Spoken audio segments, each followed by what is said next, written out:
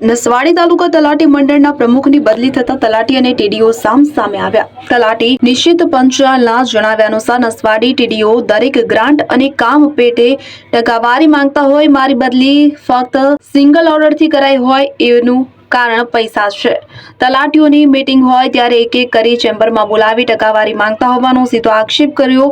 સ્વચ્છતાની ગ્રાન્ટ હાલ પડી હોય છતાંય ટીડીઓ ટકાવારી લેવા ગ્રાન્ટ ફાળવતા નથીનો પણ આક્ષેપ તલાટીએ કર્યો છે।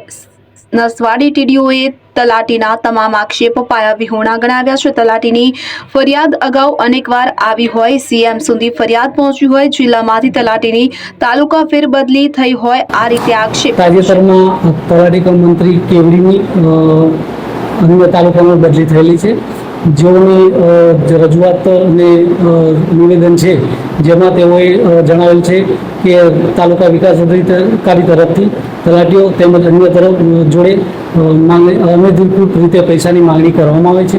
તે બાબત તદ્દન ખોટી અને પાયાવિહોણી છે। ગ્રામ પંચાયત અને ગ્રામજનો તરફથી અહીંયા અત્રે ઘણી રજૂઆતો મળેલી હતી, જેમાં ગ્રામજનો તરફથી પણ જિલ્લા કક્ષાએ પણ રજૂઆતો થયેલી છે। આ રજૂઆતો સીએમ ઓફિસ સુધી પણ પહોંચેલી છે, જે ધ્યાને લઈને જિલ્લા કક્ષાએથી હુકમ કરીને આ તલાટી કમ મંત્રીની અન્ય તાલુકામાં બદલી થયેલી છે।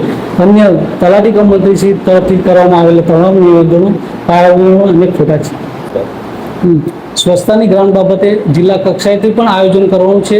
સરકારશ્રી તરફથી ખૂબ જ અગત્યની કામગીરી હોય, ગ્રામ્ય કક્ષાએ એનું સુચારું આયોજન થાય તેના માટેનું પ્રયત્ન કરવામાં આવે છે, જેથી દરેક તલાટી કમ મંત્રીશ્રીને પોતાની રીતે આયોજન કરીને અત્યારે રજૂ કરવા જણાવેલ છે।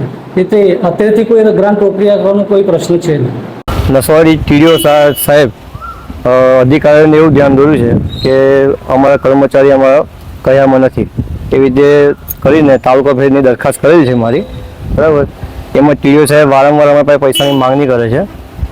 સ્વચ્છતાની ગ્રાન્ટ 2 હપ્તા અહીં પડ્યા છે તો હજુ સુધી ગ્રામ પંચાયતમાં નાખતા નથી ટકાવારી લેવા માટે, અને વારંવાર ટકાવારી આપવાની અમને વિરોધ કરતા મારી સિંગલ ઓર્ડરથી બદલી કરવાની ભલામણ અત્યારે જિલ્લામાં કરે છે। ખોટી રીતે હેરાનગતિ કરે છે, દરેક તલાટીઓને આવી રીતે ખોટી રીતે માંગણી કરીને છેલ્લા 2 વર્ષથી હિટલર શાહી ચલાવે છે। વખતે પૈસા માંગે છે, દરેક બાબતના દરેક કામમાં ટકાવારી માંગે છે, સ્વચ્છતાની ગ્રાન્ટમાં પૈસા માંગે છે। છેલ્લા 2 હપ્તા સ્વચ્છતાની ગ્રાન્ટના તાલુકામાં આવીને પડ્યા છે, કમિશન ખાવા માટે હજુ સુધી ગ્રામ પંચાયતમાં પૈસા નાખતા નથી। દિવાળીમાં કેટલી રકમ આપવાની? દિવાળીમાં પણ પૈસા માંગેલા અમે લોકોએ આપેલા, આપવાના ચોકડીએ, કેટલા એ રકમ ચોક્કસ યાદ નથી પણ અમે લોકોએ આપેલા છે। છોટાઉદેપુર।